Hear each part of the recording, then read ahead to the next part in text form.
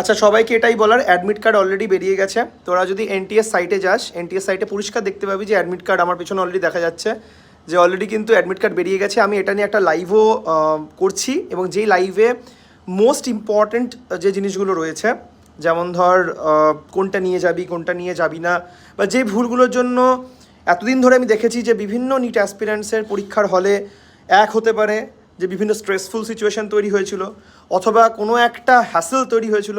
আমি চাই না সেই হ্যাসেলগুলো কারোর হোক।